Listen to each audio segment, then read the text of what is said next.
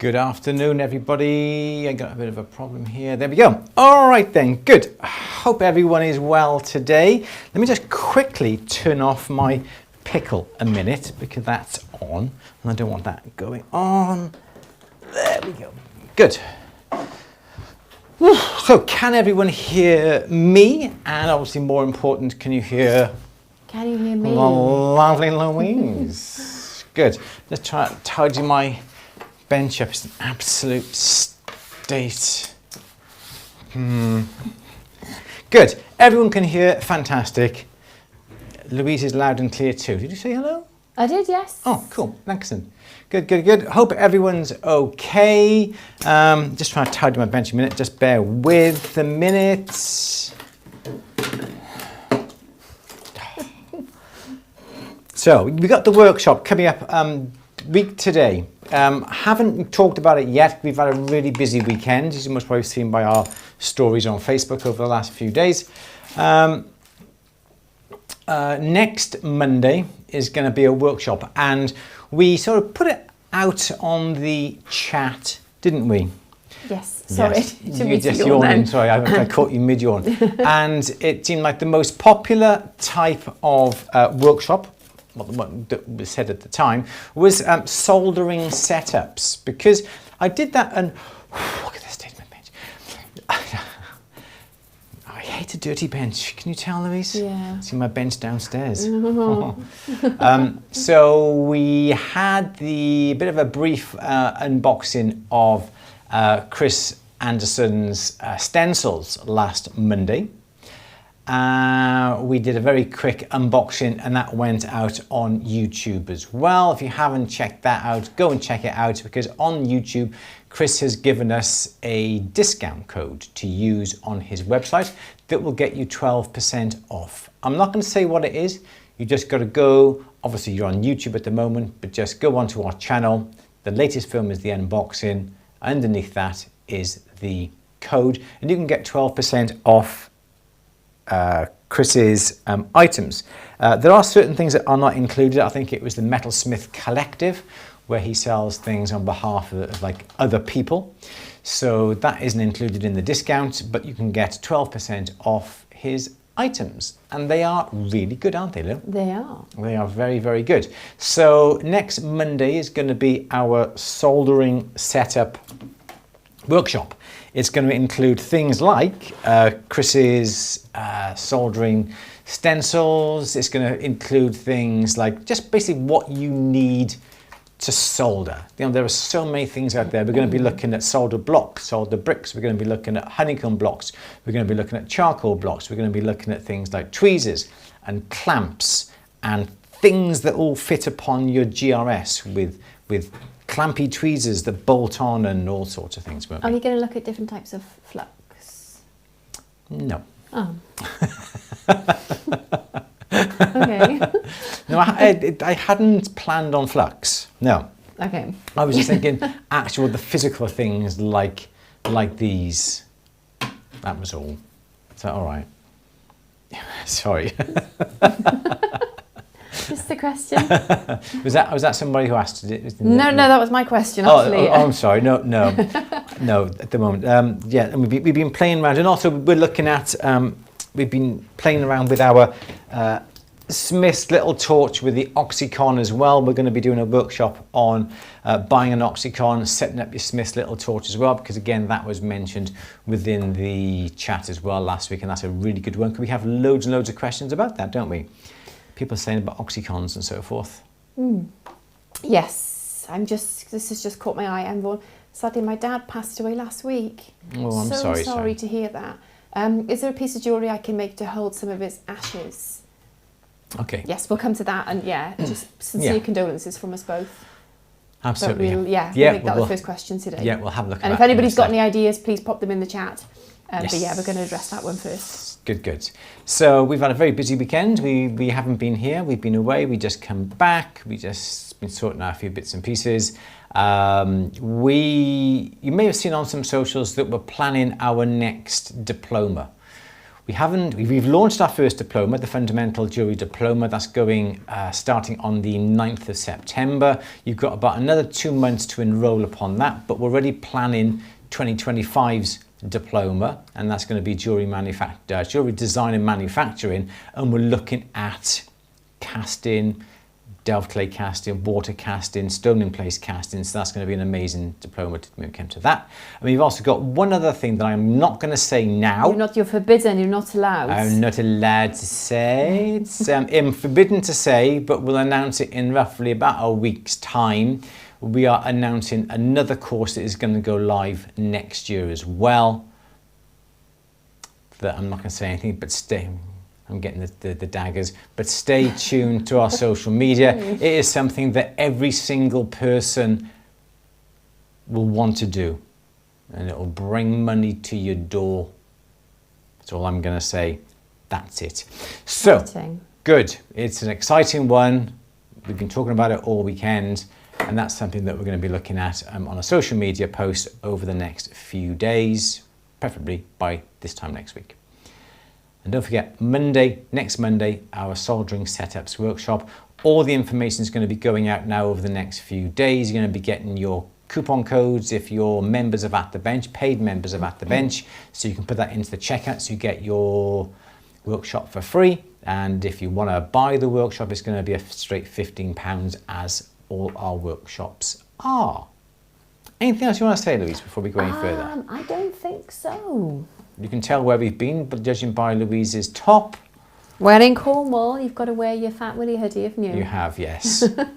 Absolutely. So that's what we've been doing this weekend. We took the opportunity because it was a lovely, lovely weekend. Lovely and warm, wasn't it? Yeah, just a last minute, let's go away for a couple of days. It was, wasn't it? Yeah, it was lovely. Good. Good. Okay then, Louise, it's the 22nd of April. Time for a Q&A, 4 p.m, Monday. What's our first question?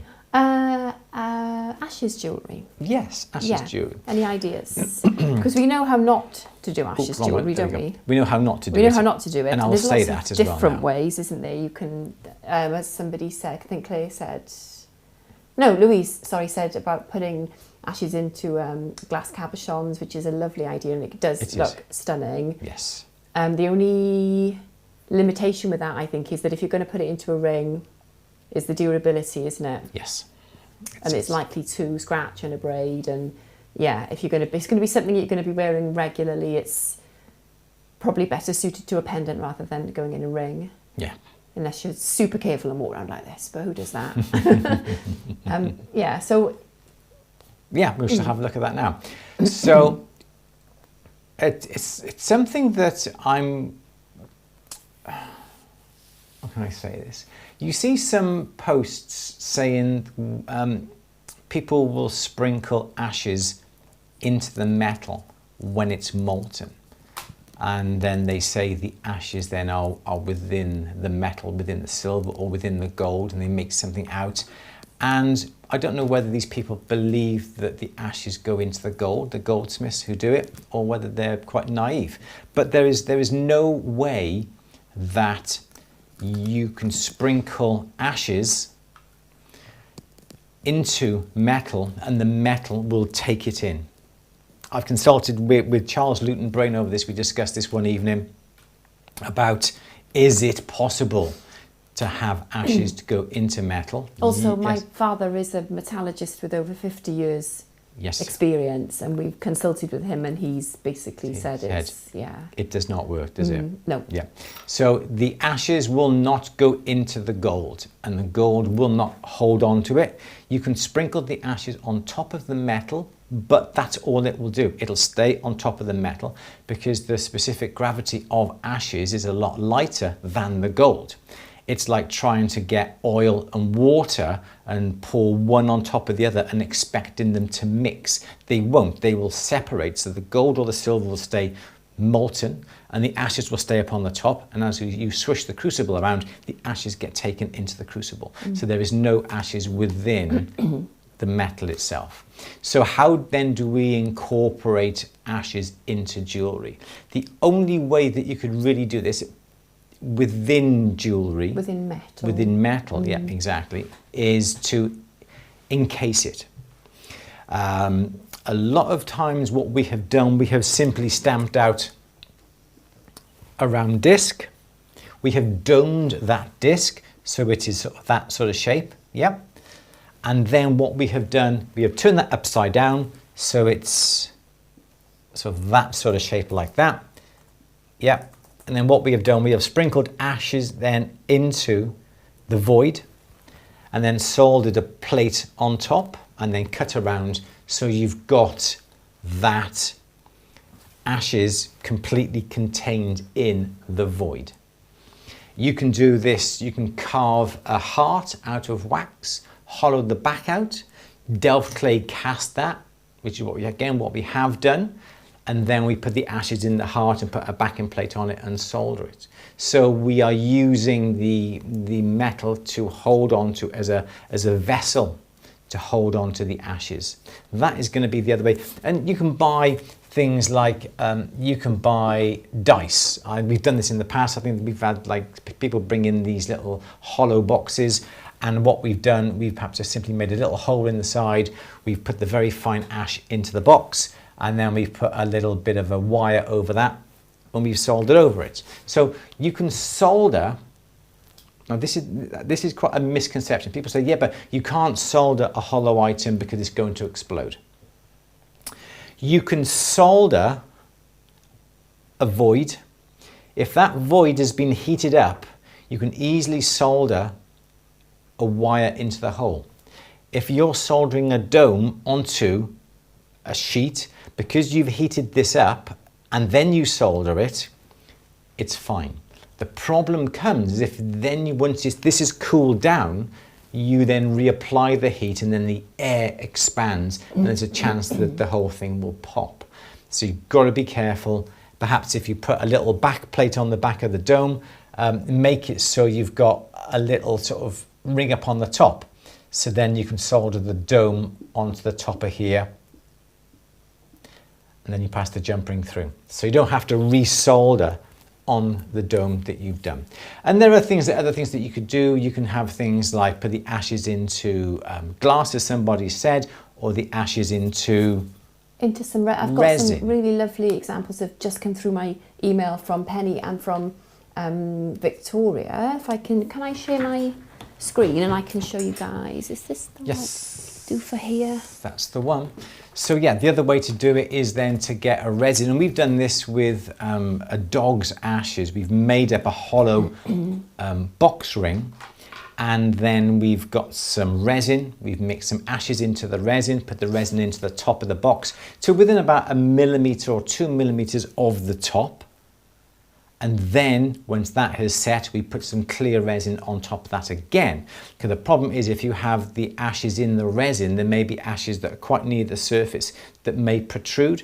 And when you file that or buff that down, it's still going to be like a granite sort of pitty surface. But if you put the clear resin on top of that again, it seals it. And how's the durability then on a... It's only resin, so this was quite a flat.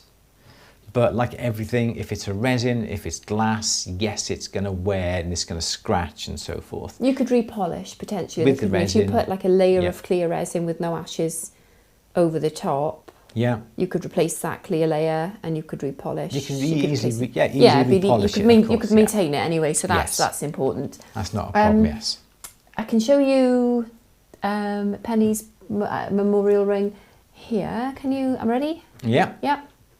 You're flashing at the moment on number 3, so let's just double check and make sure that number 3 is nice and secure. Okay, let's have a look then. Number 3, a laptop. Go. There, look at that, it's beautiful. That's nice. I love the granulation on the side of the bezel as well. Gorgeous. And that's pennies? Yeah, that's pennies. Lovely. Okay, you just might need to put it back on you on me for a second. I don't want to share anything. So yeah, so everything like this is possible. These can be made into pendants. These could be made into charms, something like that. You can even buy hollow balls with perhaps one hole in it. You can put the ashes within that ball, and then perhaps put like a ring on the top. In one respect then to seal it, and you can use that as a charm. Okay, Ready to go? Yeah, next one. This Good, is Victoria's. Nice. Yeah, so that's... I think the ashes are mixed in here So, so there's a coloured resin. No, it's chrysocolla and amber mixed with ashes and resin. Nice. Beautiful. So it's like reconstituted stone mixed with resin and amber. Yeah, that's a clever way of doing it as well. It is. Lovely. And somebody mentioned, who mentioned it? I can't remember. About incorporating it with a silver metal clay. Okay. Yeah. Yeah, because that's... As in sprinkle the ashes in the clay. As in, and then do it. Yeah, because I suppose that will work because the metal doesn't become molten. Well, we know the just metal's sinters, porous, don't we? Yes. So that would be a good way of incorporating. Fill porosity, I suppose. Yeah, that's a good way. I like that. I don't know. I'm guessing. I hadn't actually thought. It's got nowhere to go, is it? No, it's got to stay. It's got to stay in it because the silver doesn't become molten. If the silver becomes molten, then it pushes the ashes out. But as it's not molten, it just sinters and burns off and then fuses. It should hold it all in place. And it's the oxide as well that my dad said. The layer of oxide that over the molten metal prevents anything going in. Yes. So that eliminates that as well. Yes. Clever. Very good. I like that idea. Thank you, guys. Good. Beautiful. So yeah, and there are other ways that we can do this as well. There's a lady on Instagram. She has silver rings that and the silver ring has a profile that is that shape. Yeah. Oops, too long. That shape. And obviously then she puts it on a lathe. She puts some super glue in the grooves and then she adds on the ashes within that and then puts super glue on top and builds up layers upon layers. I think she puts some little sort of gemstones in there as well. And then that becomes slightly proud to the surface and then she puts it on a lathe and then sands it down and then polishes it as well. That's a great idea. The only problem is you can't resize the ring once you've had it made. So sizing is going to be a problem with that. But all the methods that we've all talked about is totally acceptable. Absolutely. Good. So yeah, so very good. Lovely. Please send me a picture. I'd love to see what you do eventually make. It'd be lovely to see. Yes. Good. Okay. Thank you, everybody. Thank you. Okay, so Christine was an hour early. Well done, you're a keen bean. Okay. Sandra says, I'll have a torch in hand during the Q&A today. I don't like commissions once I take them on, as I find I procrastinate on them. Somebody else who does that? Yes. It's because you're just so busy getting on with life and other things, aren't you, really? And then the job that you put off, thinking it's going to be the hardest, is usually the easiest thing that you come across. But yes, good. I am that person. You are that person. Yes. Okay. Good. But all those pieces were lovely. Good. Absolutely. Oh, Sandra. I'm sorry, hen. Let's have a... I know that someone has asked about within the... I can't remember what it was. The pneumatic handpieces, the hammer handpieces workshop. Someone mentioned that I was going to try and find the engraving device that went in the hammer action. Can I show it today? I can't, because I can't find it. It's as simple as that. I've looked, but I can't find it. So I'm just going to have to try and look a bit harder. So I'm awfully sorry. I think it was David Payne said that. I'm awfully sorry, David. I can't show it today because I can't find it. I do apologise for that. Okay. Yes, Okay. Penny's just had a demonstration of the new Cricut Media Gem Light box. Good. Works via your computer, also with lights on, magnetic lights. Yeah, they are cool. To be honest, I like the old one too. I like the new one, but I like the old one. I can see what I like, can't I? I like the old one. Yes, and if anybody wants to have free postage when it comes to anything from Cricut Media, just use the code @thebench, all one word, and you should get free postage on that. But yeah, we've got we got them all. We've even got the brand new camera that came out as well, that works with your computer, plugs straight into your computer, doesn't it? And then that utilizes the lighting within the Gemlight Box Pro as well. So we're having a play around with that. We need to spend a bit more time doing that, don't we, Lise? Yes. So what's going on with my chat here? Good. Okay. Kenneth bought a hank of thrumming thread from the At the Bench shop. Is there an easy way to extract a few threads for thrumming without dismembering the whole hank? I think what I would be inclined to do is, you've got, have I got one down? I'm sure I saw, here we go. I saw Hank over here. Oh, here he is, here's Hank. So these are the thrumming threads that I think Kenneth's looking at. So what I would be inclined to do is literally, get your tweezers. I wouldn't want to uncut the ends with all the, there's my close up to you. Ooh, it's directly on me. Here we go. I wouldn't want to take off the cable ties at the end, but I think what I would be inclined to do is perhaps get a few on the ends. I'm not really sure what to do actually. How would I get that off? Dun, dun, dun, dun. Good question. I really don't know how I would get them off. Can you cut it at the under the knot and then, oh, you wouldn't know which one you're pulling though, would you? No. Let me have a play while you're doing the next question. I'll see if I got an idea actually. Have you? Yes. You could pass that back through that way, couldn't you? Can't you just untie the knot? Untie the lot? I suppose you could untie it, couldn't you, and then unbraid it, and then pull out all the ones you want. Keep it tied at the one end. Yeah, that might be a good idea. And then, because you don't need it plaited like that forever, do you? No, you only need that for demonstration purposes when you want to show someone your lovely locks like that. When you're mucking about like that. So yeah, I think what we'll do, we'll cut the cable tie on the end, undo it, and then just pull off the threads you need it, but obviously keep it fastened at the one end, or just find out where you're going with it and simply just try and push it back through like that. Yeah, okay, undo the end, Kenneth. That's gonna be the best bet, unless Louise has another idea. I think that's my only idea, that's all I got. Yeah? Just, because, the cable ties. Yeah. Yeah, just lose one of the cable ties. Okay. And away we go. Okay, good. And you can re-cable tie it afterwards if you wanted to. Get a new cable tie. Yeah, you'd have to replace the cable tie, but... Yes. Yeah. Good. That's the way to do it then. That's the way to do it. Thank you. PC, is it? Sorry. Okay, Liz, that's another question then. Okay. Have I missed questions? I don't know if I have.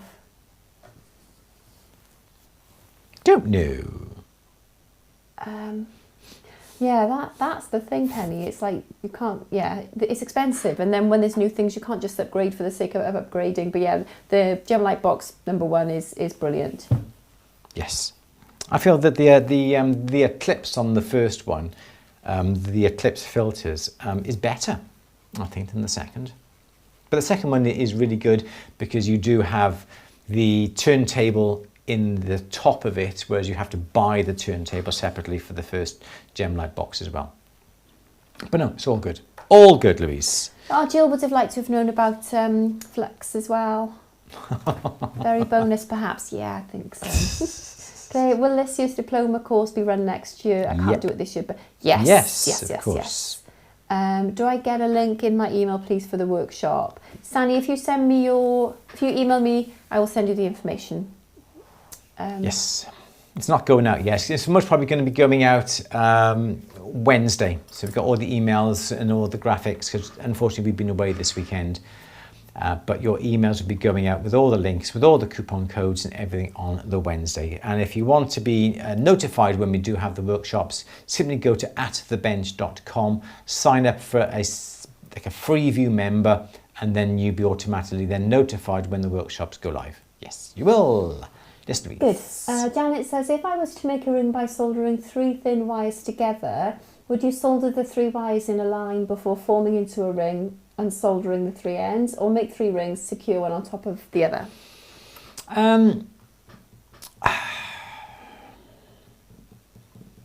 Just have a think now. I think I would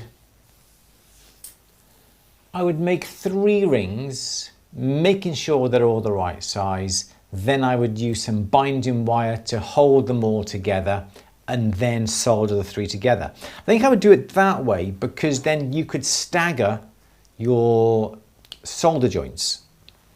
The problem if you have 3 wires and putting them all together, so you've got 1, 2, 3. You actually got your 3 wires. The problem is you can easily solder them all together, but then you've got your joint is going to be exactly the same. So when the wires come together, yeah, this way, you've got now 3 wires coming around this way, and you've got now to solder the 3 points, but you've also got that joint, that joint, that joint, and that joint to think about.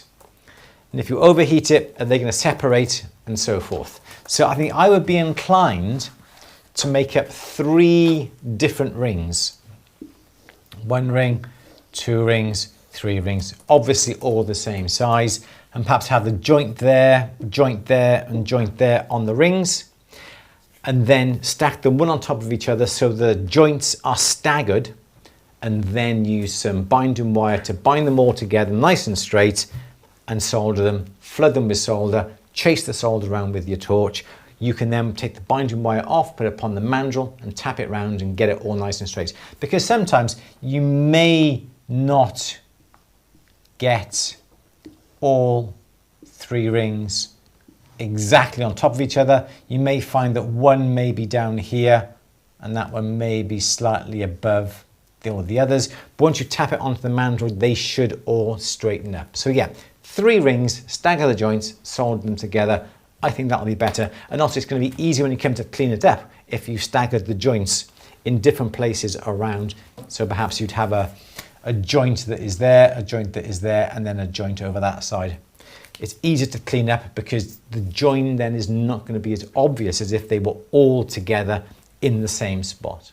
Until you have to resize it, and then you've got 1, 2, 3, you would 4, just 5. Yeah, you would stretch it. You would stretch the ring a couple of sizes. Yes, Louise. Yes, that is the problem. Okay, you would try and make work for yourself. It'll be easier to make up another ring than to try and resize them and put pieces in. But yeah, stretch. Yes. Okay. Or yes, I'll have another ring. Stuart has made a spaghetti ring using 1mm wire. I've soldered the ends, but the springiness of the wire pulls the coils apart. What's the best way to solder so the coils stay together? I would have thought by the sounds of it that the wires that you've perhaps bent around are not annealed. If they have been work hardened, they're going to have a bit of springiness about them. If they are annealed and they're dead soft, when you bend them, they should just bend and stay. So first of all, before you bend them around, or even after you've bent them around, anneal the ring, quench it, make sure it's nice and soft. Then what you want to do, where the ends come together. So I'm not quite sure what your spaghetti ring entails, but we've got the ring coming round. I would that would come here. There we go. So what I would do, I would make sure that the ends come together. I would overlap them and then bring them back and then align them so then they come together, touching. Okay, that is the way I would do it. And then when you come to solder it, because the ring is nicely annealed, the ring isn't going to move around and the metal isn't going to move. So that would be one way I would do it. Or what you could do is get the ring and put it on a honeycomb soldering block. So it's a block like that with loads and loads of holes everywhere across the whole board. Then you put the ring flat on here. Yeah, here's your ring going around, and then you'd put a pin by here or pin by here to stop the metal coming apart. You'd sort of like wedge it in position. So when you come to solder it then, the metal can't move anywhere because the pins are keeping the metal nice and close. So those would be the ways I think I would use it, but I think the problem is the metal's annealed, not annealed, there's a bit of springiness in it, there's a bit of tension in it, so that's the reason why it's not closing together tight. Yes, Louise. Okay. Okay, what are your thoughts on moissanite stones? I'll let you answer that I one. love moissanite. Moissanite is, basically it's like a diamond simulant, isn't it? So it's not diamond, it's a different mineral. Moissanite does occur naturally, but in tiny, tiny, tiny amounts, so small that we can't make any jewellery out of it. So it's a man-made, person-made stone. Yes. So it's made in laboratories, but it's not diamond, it's a completely different mineral. But it's very good at pretending to be diamond because it looks like diamond, doesn't it? It's colourless. It's actually more dispersive than diamond. So when you look at it, the colours that you see coming off it are more intense than diamond. So it's a really, really good diamond simulant. Imitation simulant. So it sparkles brighter. Yeah, so when you look, funny enough, I had my moissanite on, I took it off, I've left it at home, but I've got a 2 carat moissanite which I wear quite regularly. Yes. And everyone goes, wow, what's that? It's gorgeous. Yeah. The only danger is it fools diamond testers some of the time, doesn't it? A lot of the time. Yeah. So there's potential, I suppose, for mischief or mis-selling. So the only problem I've got with it is you need to know what you're dealing with, what you're buying, what you're selling. Oh gosh, definitely. Yeah, because it does fool some people, doesn't it? But there's ways to tell it apart. But yeah, as long as it's being sold correctly, everything's being disclosed, then I think it's a good alternative. It's hard wearing as well, like a CZ. What's a CZ on the Mo's? I can't remember. It abrades quite. Don't know. 7? Is it? But we see really battered CZs, don't we? Yes. When they're worn regularly, they tend to abrade pretty fast. But a moissanite stays nice for long. I think moissanite is 9. I want to say 9. So it's a good hard wearing stone. Yeah. I'm going to check that. Moissanite Mo's. 9.25 or 9. So 9, yeah. So I like it. It's good. It's a good hard. I know some people don't like it and it's controversial, but it's we've done a couple of moissanite rings, haven't we? Somebody's come in and lost a stone, sadly, and you say, well, this is what a natural diamond's going to cost. This is what a laboratory grown diamond's going to. They say, I don't want to pay that either. So we have offered the moissanite, and they've. And it looks fabulous. Yeah, and they love it. So, yeah. So I don't. Yeah. And that's how I feel about it. And how does it fool diamond testers then? Well, diamond testers work on thermal conductivity, don't they? Because diamonds are very good thermal conductors. Yeah. So there's different types of diamond testers. Some diamond testers work by thermal conductivity alone, but you can get dual testers which test thermal conductivity and electrical conductivity. So if you've got one that tests thermally and electrically, it will. You test the stone and it would say, yep, it conducts heat well enough to be a diamond, so it's a diamond. But moissanite also conducts heat in the same way that a diamond does. So unless you've got a dual tester that tests both, it'll just say diamond if it's moissanite. If it's a dual tester, it will do the electrical conductivity test also. So it'll go, yep, okay, it'll do the first test. Does it conduct electricity? Tick, yes. And then it'll go, hang on, it might be a moissanite. So it'll do a electrical conductivity test. Exactly. But some laboratory grown diamonds contain boron, which conducts electricity. It does. So then it will say that if it's a lab grown diamond, laboratory grown diamond containing boron, your dual tester might say it's moissanite. So you cannot rely upon the testers, you have to do it visually. Yes. And then the magnification.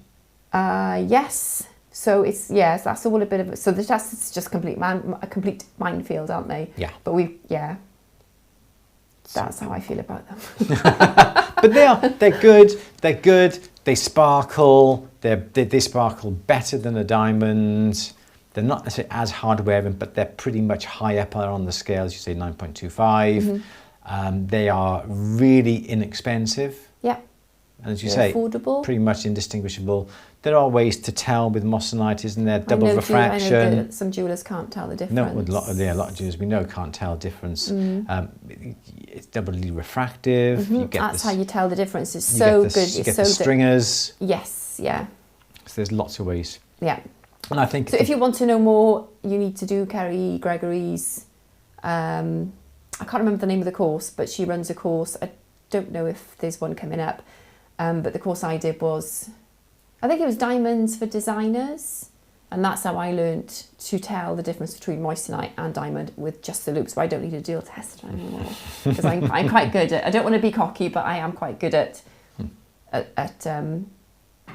doing that. Yes, and it does pay to not have to rely upon testers, because you should start to develop your technical abilities by using the loop, knowing what you're going to be looking for. It was after I did that course that I realised suddenly I felt like there was a lot of moissanite kicking about that wasn't kicking about before, but it's just obviously I couldn't spot it before. Now that I could, I see it all the time. Yeah, exactly. Anyway, it's good. It's good. It's a good one. Okay. That's how she feels. How do you feel about it, Andrew? It's good. It is very... It's a good alternative, and it's lovely in its own right, but it's not diamond and shouldn't ever be... I mean, I did just compare it to diamond, didn't I? But it's to illustrate that it can't be. And for a customer's point of view, you have to then supply whatever you feel is beneficial for the customer based upon their needs. And the instance that Louise just mentioned, the moissanite was what they could afford, and that's what they went with. So it is a very good stone. It's a good stone in its own right. There was talks back when it was in late 80s, 90s, that moissanite would start fooling everybody, and there's going to be moissanites out there, and they think it's diamonds and so forth. But it's like everything else. The testers come out, there's characteristics come out of what these stones are like, and you should be able to, that's what I was going to say, you should be able to identify them. Again, on YouTube, a few months ago, we put a very quick post up when Louise identified 3 separate gemstones. One was a cubic zirconia, one was a diamond, and one was a moissanite, and she identified them correctly, and she told you then how she found out which stone was which. So again, go and check that out on YouTube as well. Yeah, good. Super duper. Let's have another question. Okay, I'm just going to very quickly show you. I've got another lovely photo from Lynn. Okay. Hang on, not yet. I have to. Just on you at the moment. I'm just on my multi-view so I can see what you're doing. I don't want to disclose anyone's email address or anything like that. So yeah, one moment, please. So yeah, this is Lynn's. Wait. Oh, I'm just simply not moving. Lovely. Okay, ready. Come. So Lynn. Are the ashes encased in the... Yeah, that's it. Yeah, like gorgeous. A little lentil bead. I love the texture on there. How did you do that? Would that have been a texture plate or... Yeah, must be a texture plate. Again, you could get texture plate with paws on, and you could use that then for like a pet, for dog, cat, something like that. That would be ideal. Yeah. But yeah, lovely. That's perfect. The exact way we do them as well. Yeah, that's really nice. Okay. And the ashes are with you all the time. Okay, am I safe to... I've got another picture. You are. I'm down to 1 bar on my microphone, so fingers crossed it'll last us another 20 minutes. This is another one by Penny. Tell me when. Okay. Cool. That's gorgeous, isn't it? Is that in the is it in the cylinder as well? I'm guessing so, yeah. That'd be good. Nice simple tubing. Yeah. Tubing capped off on the bottom on the top. That's lovely. That's a really lovely pen, yeah. Fab. Lovely. I do like that. On one of the statues in the garden, I think that was. Yeah. Very gorgeous. Good. Okay. Yeah, but that's the way to do it, is to encapsulate it within a void within the silver. And I think that's a much better way there. Because again, you can't sprinkle the ashes into molten metal. It does not work. Thank you, guys. That's given us all some lovely ideas. Thank you very much. Okay. Go for it, Lou. Oh, ashes in the tube and the resin cabochon. Gorgeous. It is good. Lynn says the texture plate was from a stage light. Oh wow, from a stage light. Cool. Very good. Okay. Some Thank you, clever guys. people out there. Judy says, what's thrumming thread for? It is. Should I try and get a bit of this off? Oh, I can't. Yeah, give it to me. Give it to me. Give it to me. Give it to me. I think you're gonna have to cut the cable tie, aren't you? I know. I have to cut the ties. The idea is you get the threads. Okay, so these are the threads. These are cotton threads. Let's have a look. Will they come off? No, they won't come off. So you get the thread, okay? You cut the cable tie on the end, you undo it, you get a lot of threads, and these are about 6. Here we go. There we go. And what you do then, you would tie that onto your peg or onto the side of your bench peg here, or perhaps you may put a little cup hook by here, and you can put the threads on. The idea is then the threads are hanging down like this. You get your Tripoli, wherever my Tripoli is. Louise, where's my Tripoli? What have you done with my Tripoli? I don't know where my Tripoli is, but then you get the Tripoli on here. You rub your pre-polish on the threads, and then you would simply then get the rings, and perhaps say you've got like a claw ring.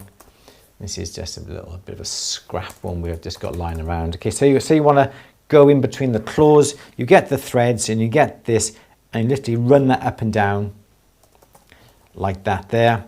And the threads, because they'll be impregnated with polish, and they're going to polish up the little grooves within whatever you've got. You can do it that way. You could do it on the ends this way. Perhaps you've got these areas in here where you can't quite get to. Sorry about the camera work here. But then you get in here and you thrum, or perhaps you would thread that around this way. Obviously they're fastened down, and then you literally thrum up and down like that there. And it's as simple as that. Yes, Lou? Good. Soon Seen is saying best bench for stone setting. You can buy, well, any bench. Any bench is better than no bench at all. It depends if you just want to use your normal jeweller's bench. You can buy the Durston Stone Setters bench. We got that in the front room. It is different because the area in front of you here is slightly recessed, and that will enable you to put your little graver ball in it, and there's shelves and shelves, and there's little positions to put all your gravers, and then your acrobat stand or whatever you want to use, your Leica stand, can be fastened at that end, and the microscope then will come over. And because the bench is a little bit lower, your arms aren't up here, they're a little bit lower. You rest your arms upon the bench, and you've got the recess in the center, so if you drop a stone, it'll stay within the square.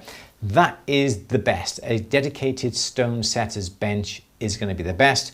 Failing that, you can have any bench at all. This bench we've got here, we've got the little GRS bench made here, and then from here you can put on a shelf that will come down, and the shelf comes out, and with that you can put on your little GRS graver ball, and you can use that. You can use your optivisors. We've got the microscopes on the side of our bench downstairs that I can swing around, and I can do some stone setting with that setup as well. So what is the best bench? It's a dedicated stone setter's bench, which you can buy. As I said, Durston do one. We've got that in the front room. I think there are 1 or 2 other manufacturers out there.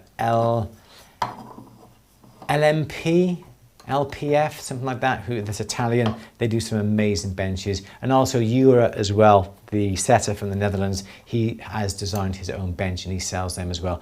They're absolutely fabulous as well. So that would be my answer. And I'm going to sneeze a moment. Okay, you sneeze away. Excuse me. Next, please. Do you know if the LFP fitting for engraving also fits the Batico hammer hand piece? It will do, yes, because it is the same fitting that would screw into the end. So yes, it is the same screw fitting that goes into that. I was just trying to have a rummage around on my tool shelf over there to see if I can quickly find it. Still can't find it. So fingers crossed I'll find it for, hopefully for 2 weeks' time for our next Q&A. But it will fit, yes. Good. Have you been surfing? Re your Fat Willie's hoodie? No. No, I like too that. cold. Well, we don't go surfing. No. A bit of bodyboarding I can manage, but surfing. No, I think we got up as far as our ankles, didn't we? This time, yeah. Yeah, ankles. I think I got to. It's got to be a lot warmer mid-calf before I get in for a yeah. swim. No, yeah. Mid calf, but it was freezing cold. Yes. Yes. No. Good. Okay.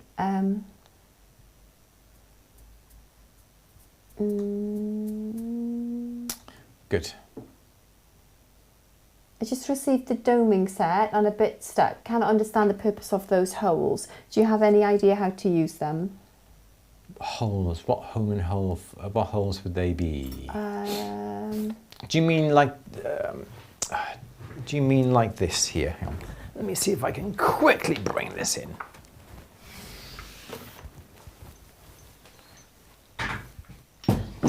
Do you mean the this? Doming punches, yes? Let me know, and then I can very, very quickly demonstrate that going forward. Let me know. Who said that? Fuba. Fuba, just let me know. Okay. Yes, sir. Candy is saying, I've been trying to create a bezel for my round cabochons, but find after solder it's bigger. I have no problems doing oval cabochons. Oh, okay. I didn't really know what to say there. But perhaps if Are you putting them on a mandrel? Yes. Is that what you're going to say? Sorry. Yeah. Louise, please carry on. No, I was just going to say, are you putting them on a mandrel? Because if you're putting them on a mandrel, you might be stretching them down the mandrel. Yeah, tapping them round. Yeah. So if you're tapping it to get it round, are you tapping it down as well? Yes. That might be what's exactly happening. That would be my interpretation of it, yes. Yeah. Absolutely. If that's the case, just make sure you've got your mandrel completely flat and you're not pushing it down, that you're hitting it perpendicular? Yes. Just make it perpendicular, yes. Yeah, and not... downwards. Yeah. Not down the mandrel, but perpendicular. Yeah, sorry, that, not that. Yeah. Let me know if that's what you think it could be, otherwise we can think of something else maybe. Yeah, I don't know what it would be, but that would be my way of thinking of it, yes. Penny, how does moissanite compare in cost to man-made diamonds? I think moissanite, last time I checked, is wholesale cost, tens of pounds per carat for a carat-sized dish stone, whereas laboratory-grown diamonds are still hundreds. Yes. Per carat. And then diamonds are thousands. Yeah. That's the way, easy way to look at it, isn't it? Yeah, in terms of price, obviously, everything else being equal, so obviously carat weight, colour, clarity, everything being equal, per carat is going to be obviously natural diamonds and then synthetic diamonds and then moissanite. But yeah, we're talking tens versus hundreds between price difference between... They're not much more expensive than, say, cubic zirconias. I think if you're going to spend a couple of pounds, personally, I'd rather spend a little. I mean, by the time you put your markup on it, the wholesale cost is the markup on, I don't know, £30. By the time you've marked it up, it's significantly different to £3 or whatever, isn't it? Absolutely, yeah. But yeah. Yeah, and also. But you've got a harder wearing stone and something which I think is more attractive. It is. Yes, it is. Yeah. Thank you. That's how I would sell it. Good. Good. Thank you guys for all the pictures. Really good. Sani, are you sending me something, Sani?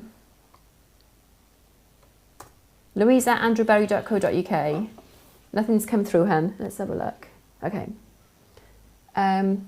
Fiona's doing Gem ID for real life, Kerry Gregory's course. Oh, cool. Using all the tools, polariscope, refractometer, spectroscope for gemstones. Physical courses in Maidstone or Birmingham. How are you getting on, Fee? Yeah, I did see it. Yeah, it looks really, really good. Lovely.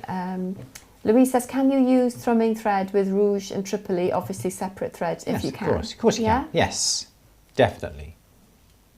Okay. Liz says, is there a cheaper option that do a ball vise rather than GRS? You can get cheaper ball vices. I know that there are cheaper manufacturers out there and you can buy them cheaper. I can't remember the names. I know Vivor do them. I'm sure if you look on some Chinese websites, I'm sure you can get them really cheap. But again, like everything else, sometimes they're not as well made. But GRS are one of the top brands that I would try to save up for, definitely. Yes. Okay. Anthony's looking forward to the workshop. Yes, me too. David says, where did you go in Cornwall? We love Porth Beach. Yes. Which is near Newquay. Because there's Porth Beach, then there's Lusty Glaze, and then there's Tolcan, and then there's Newquay. And you can just walk, when the tide's out, you can walk all along the beach. It's lush. All the way up. Yeah. That's about a kilometre, isn't it? Yeah, it's lovely. It's really lovely. Yeah, but Porth Beach in Newquay. Very nice. It's lovely. Yes. Candy, no. Oh, okay. Not using a mandrel. Are you, when you're cutting the bezel wire or strip, are you cutting it overlapped? Or are you measuring it? How are you cutting? Because if you're overlapping it and cutting, could it be that the space where it overlaps by the time you haven't overlapped? Do you know what I mean? This is why you're the teacher, but makes it bigger. Yeah. Yeah. Do you know what I mean? Where it's overlapped, this space. Yes. Is no more. So when they're not overlapped, and if you're cutting them, explain what I mean. Or you speak fluent, Louise. Or it could be that when you come to do the bezel wire, it's not tight enough around it. So I think what Louise is saying why would it be? Is that where you've got your solid, cutting it overlapped. Are you doing that with your ovals as well, lovely? This is with your cab, and say you've got this coming around. Yeah. So here's your bezel wire. It's a thick bezel wire in my case here. Right. So where it overlaps like this, okay? If you cut through here, and then you try and bend this back into place, the distance, say, from here to here, and the distance from here to here is different, because this is on a bigger radius. So this distance from here to here is greater from there to there. So if you overlapped it like that and cut here, the bezel's going to be bigger. What if you overlapped it, overlapped it and then cut the two parts that overlap? Do you know what I mean? Yeah. So if even if you did that and you cut through here and take that bit off and then take that bit off, you still got this gap, and by the time you bring this down close into it, it's going to be bigger. So my argument would be, if you want to do it this way, cut it by all means, but then once you cut it, bring it back close into around the cabochon or whatever it is, and what you may find that when you bring it close into it, you've got a gap. So you need to file a little bit off the outside edge just to bring it closer. So that could well be the reason why you're having the problem. But if you are always having a problem on that, just cut it a fraction smaller and solder it. And if it's too tight, then do what Louise said, put it down your mandrel and then hit it downwards this way, further down the mandrel, that would stretch it slightly then, to fit the cabochon. It's easier to make something bigger than it is to try and... It is. Yeah. Yes. It's like me with my sizing though, isn't it? My ring sizing, just... My sizing is completely different to everybody else's. what everybody else takes out of a ring, if I took it out, it would be wrong. Be too small. I have to do... Yes. Just freestyle, do my own thing. Sally, but that's gorgeous. Yeah, it's come through. Can I show it? I thought so. Yeah, let us know how you get on with that, Candy. Good. Can I show you Picky? Because it's lovely. Why do my bezels shrink after soldering? They are close and fit well prior to soldering. I think if you're constantly having tight bezels, just make them that little bit larger. And sometimes, again, this may be a problem, is that if you tap them on a mandrel is obviously tapered. I've exaggerated that. But if you tap your bezel down the mandrel down here, your bezel is going to have a slight taper. Yeah, because the outside taper matches the outside taper to the mandrel. So you may think, you may push this down on top of your cab here, and you go, yep, that fits. But what you're not taking into account is that the mandrel was tapered, and so now your bezel is tapered. So this distance across here is less than the bottom distance. So when you push that onto your cab, you go, that fits.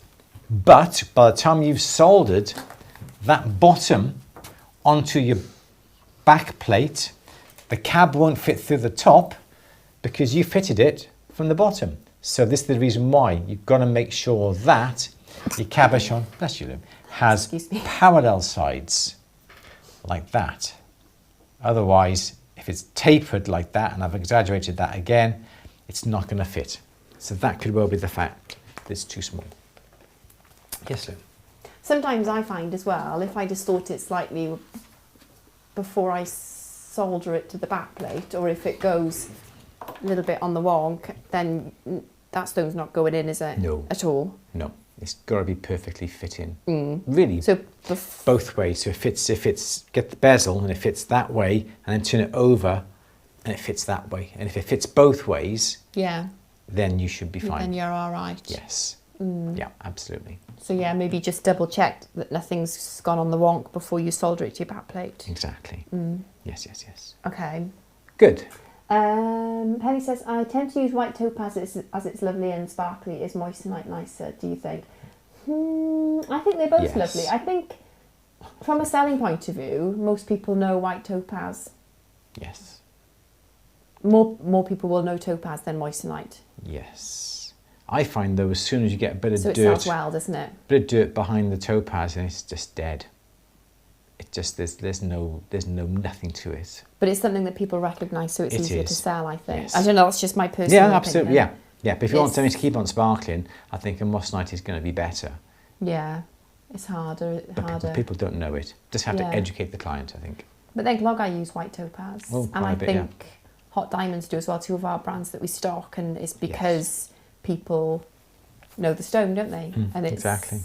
You know, CZ is nice as well, but it's just something that's a little bit more, I don't know.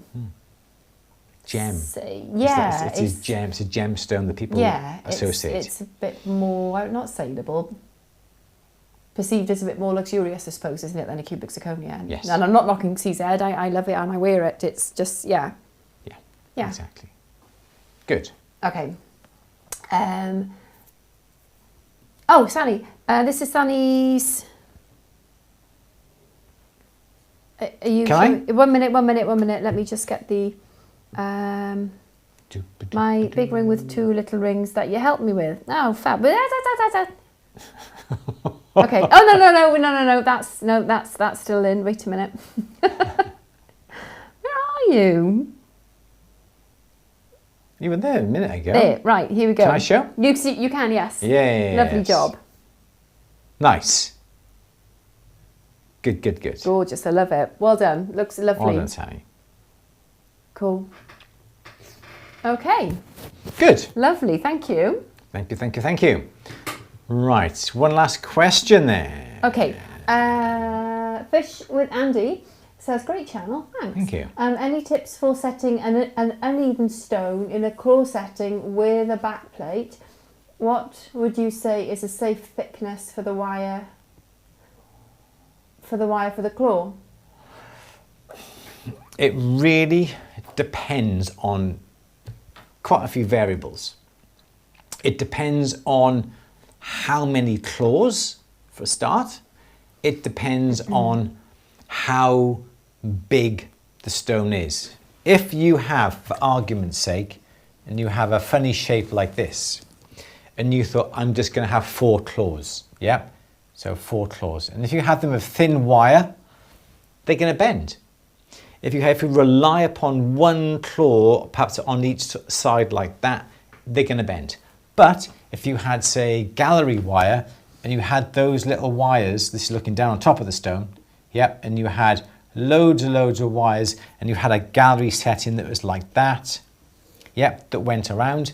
Because you've got lots of claws, you can get away with the claws being smaller. So I can't give you an answer because everything is going to be different. If you're going to be having, I guess it's a gallery wire that did that, you can have that and just put it all the way around the outside and have it, and that'd be fantastic. But if you just had wire that just did that, and you simply had that going around in a couple of places like that, yeah, I can't really draw this, and you had the stone that went in, and you've only got like 1, 2, 3, 4, 5 places, it may not be enough. So it really depends upon the size of the stone, thickness of the wire, and how many wires as well. Because you could have an unusual stone like that, but have a big claw, and a big claw that would hold that. And because you've only got 3 claws, they're thick, they're big, they're wide, and that's going to hold it in. But to have 3 claws that are very small, it's not. So it really depends upon you, I'm afraid. Okay, Lou, anything very quickly we need to discuss before we disappear? I don't think so. We've got to go and get the cat. Go get the cat. Yeah, you forgot about the cat, didn't you? I did, yes. No doming punch. What were the holes for? Yeah, well, who asked that? Fubar. Fubar. Did anything else come about No, that? I don't think so. Okay. Perhaps if Fubar wants to just simply get in contact, louise@andrewberry.co.uk. Very, very quickly we can explain what the answer would be. Good. Do you ever make your own gallery wire? Fran wants to know. No. No, there's so many, Bell or Rash Bell, isn't it? Or is it Rash Bell, Bell or Rash Bell? They do some amazing gallery work, because you were looking on the weekend, weren't you? Yeah, because I had the same question, and you laughed at me and said, why would you? I said, well, why not? Why not? You can make things if you have... Okay, so we sell the castellated bezel kit, where you make castellated bezels. So it's like a gallery wire, and they're castellated. We sell that kit. We use that kit, so you can make your own that way. If you had,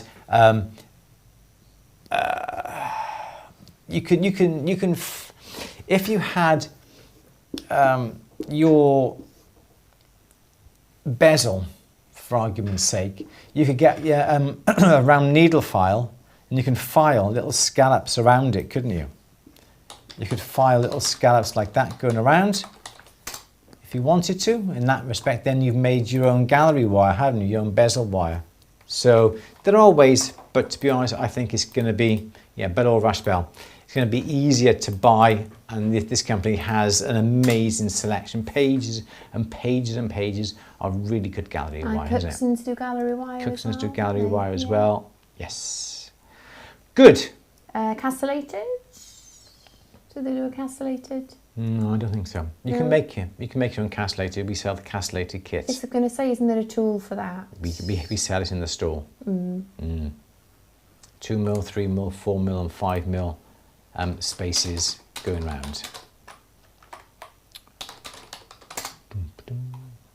Louise is just going to find castellated. Okay, I've got to click on. Oh, I got it. Yeah, no grumble. That's Castle. Castel. There it is. This one. Yeah. Oh, so Louise is going to put the link into the chat. So it's 2 bezel tool set for making castellated serrated bezels. One's deluxe, one's the normal. Oh, I'll tell you what, I'll just send you this link. Send the link. Louise is going to pop the link into the chat.